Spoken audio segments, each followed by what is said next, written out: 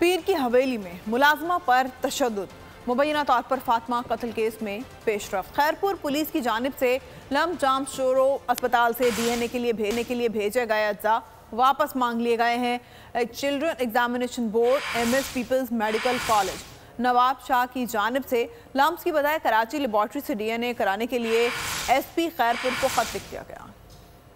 की हवेली में मुलाजमा पर मुबैना तशद्दुद और कत्ल, रानीपुर फातिमा कत्ल केस में पेशरफ। खैरपुर पुलिस की जानिब से लम्स जाम शुरू अस्पताल से DNA के लिए भेजे गए सैंपल्स वापस मांग लिए गए। Chairman examination board MS peoples medical college Nawab Shah की जानिब से लम्स के बजाय कराची लेबॉर्ट्री से DNA कराने के लिए SSP खैरपुर को खत लिख दिया। SSP खैरपुर ने लम्स फॉरेंसिक लेबॉर्ट्री इंचार्ज को खत लिखकर सैंपल्स वापस मांग लिए। SSP खैरपुर और MS के लेटर की कॉपी बोल न्यूज ने हासिल कर ली। पुलिस सर्जन कराची ने मामले पर सेक्रेटरी हेल्थ को खत लिखकर आगाह कर दिया। Police surgeon doctor Sumaiya Syed ने जिम्मेदारान मेडिकल बोर्ड मेंबरान के खिलाफ कार्रवाई की भी दरख्वास्त की है। लम्स फॉरेंसिक लेबॉर्ट्री को फातिमा के सैंपल्स भेजकर DNA किया जाना।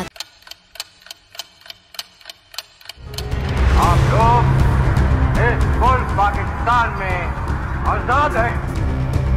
सहाफती उसूलों पर कारबंद बोल न्यूज ने रखी रिवायत बरकरार। बोल न्यूज की जानिब से देखने वालों को यौम आजादी की बेहद मुबारकबाद। मुल्क भर से जश्न आजादी की तकरीबात बोल ने दिखाई अपनी स्क्रीन पर।